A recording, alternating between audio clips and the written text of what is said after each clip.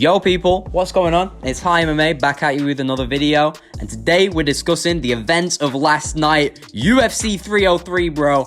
Alex Pereira just demolished Jiri Prochazka like I said he would.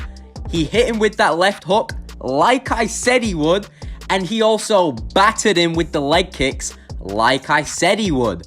Jiri rushed in at this motherfucker with his hands down like an amateur, moving like Strickland when Pereira fought him, bro.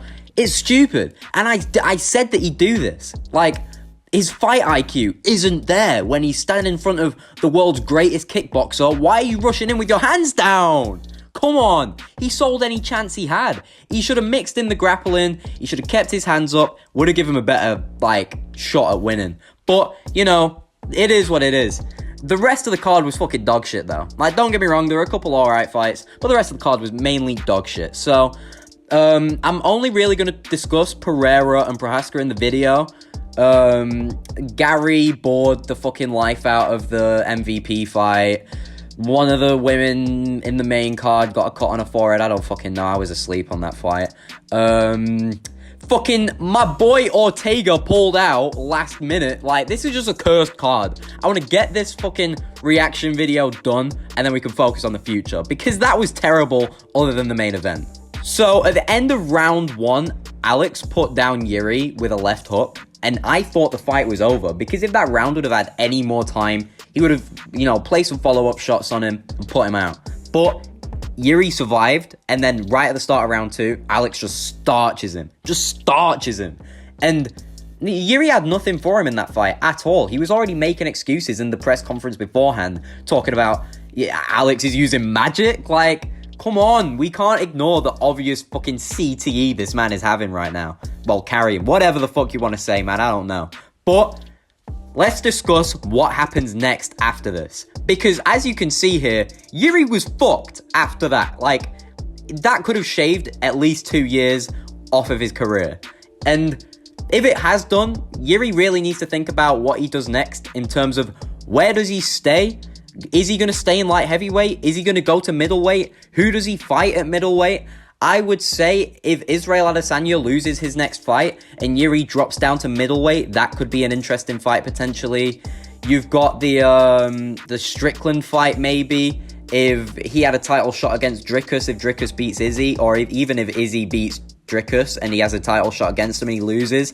Like, there's a lot of ways forward Jiri can move, but with the IQ he showed last night, I can hardly see him doing anything smart. I think the most likely scenario is they might even do Jiri versus Ankalaev. I know it sounds stupid, bro, but tell me you can't see Dana doing that. No one wants to see Ankalaev versus Pereira just because there's a potentiality that he might take the belt off of Pereira by way of Dagestani fucking smother wrestling, bro. Like, we don't want to see Pereira go down like that. But Jiri just lost, so they might just do that. You never know. Don't rule it out, because I can see that happening. Let's focus a little bit more on Alex, though. What does he do next? Now, Joe Rogan was losing his mind, sounding like a little boy in the octagon begging Dana to let Pereira go to heavyweight.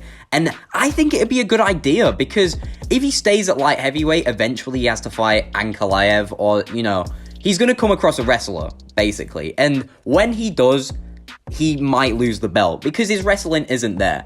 Now, that's not to say that he might not knock him out, but the chances might be low, and the chances of him moving up to heavyweight and knocking out some of these big fucking dum-dums up there is, he would do that. And he could beat some high-ranked guys. So why not let him have the chance to do that before he retires? It would be great for the sport, it would be great for Pereira, and I don't really think there's any fans out there that are telling Pereira not to do this. It seems like the best move right now. Now, at this point, any talk of Pereira moving to heavyweight is just speculation and everything, because this man, Dana White, got on the mic just to glaze John Jones after the fight. He had nothing to say about Pereira or anyone else. Nah, it was all a John Jones glaze contest. It was horrible, man. We want to hear about Pereira. He just knocked out fucking Jiri in amazing fashion. And I'm a John Jones fan, even though everyone hates him right now, but I don't want to hear about him either. He's sat out. He's going to be fighting Stipe for a fake belt. Tom Aspinall is the real champion of that division. you know, you're a casual if you think otherwise. It's just the facts. So why don't we discuss some big interesting fights, like maybe a Pereira versus Volkov for a #1 contenders fight, something like that, you know, throw Pereira right up there into the mix. That would let fireworks off in that boring-ass heavyweight division. Pereira is literally the current face of the UFC, and the heavyweight division is on a constant decline. Why not let him move to heavyweight and save it? And, you know, see what happens in light heavyweight. You know, you've got Carlos Ulberg on the come up.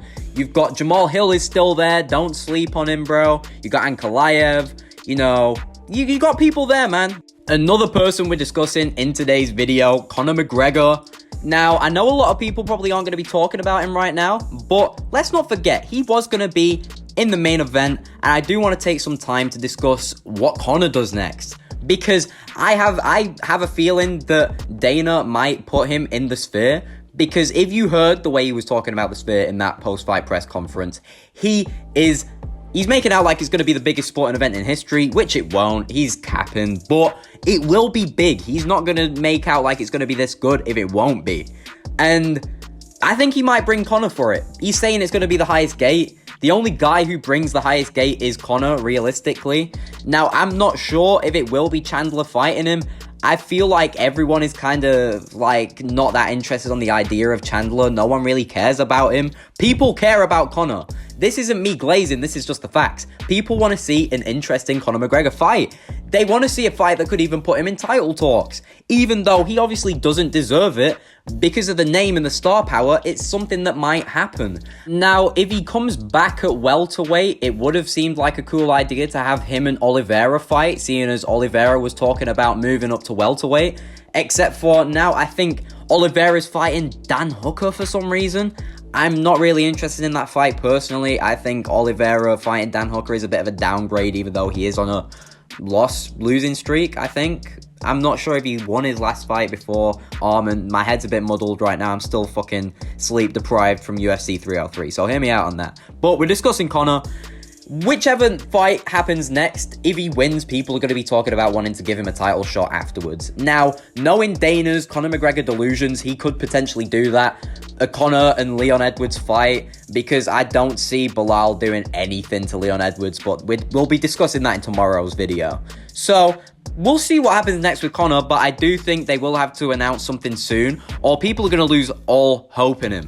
Now, obviously, not everybody, but his fan base is seeing a massive decline in the last maybe 2 to 3, since the third Poirier fight. You know, his fan base has decreased a lot, and if you're a fan of the MMA scene and you're taking a lot of notice, you'll know that people don't really have too many good things to say about Conor anymore. I do personally, but I grew up in the golden age of Conor, and now it's cokehead, alcoholic Conor. But it will still be good to see him back in the octagon, and I do think he will win his next fight. I think he looks really good in the training, but it just depends on who he gets smashed up against. I would have thought maybe even a Tony Ferguson fight at welterweight would have been cool, but Tony's fighting Michael Chiesa, which I don't think is going to go well for him.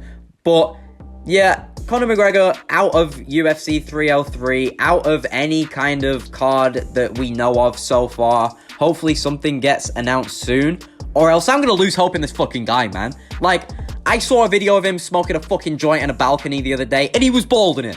He recently fucking cut his hair off, bro. What is he doing? Bro, stop trying to be me.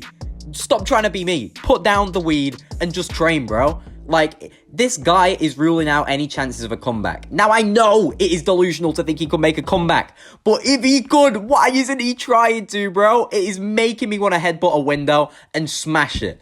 And I can't deal with this, man. It's like, Conor McGregor is the biggest UFC fighter of all time in terms of star power. Why not do something with it, man? Why are you taking all this time off? He literally wasted the prime of his career after the Mayweather fight. He should have stayed in the UFC. He should have fucking improved his fucking jiu-jitsu and beat Khabib, bro. Why did he beat Khabib? Now, I know that was just a whole lot of fucking Conor cope, and it's a UFC 303 video. I apologize. But, you know, sometimes that shit just gets to you, man.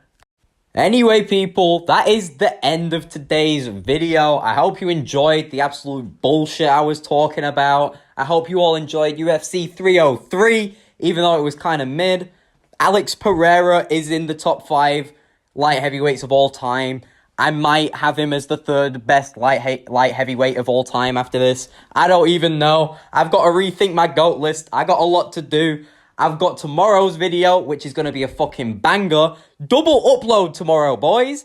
I've got my UFC 304 early predictions, and I've also got my fights to make after UFC 303. So please do keep an eye on the channel. We're growing out here. First video got over 100 views. We are not playing around, boys. So I hope you enjoyed this one. Please do like, comment, whatever. You don't even have to. Leave a dislike if you want. I don't mind. But I'll see you all later. Peace.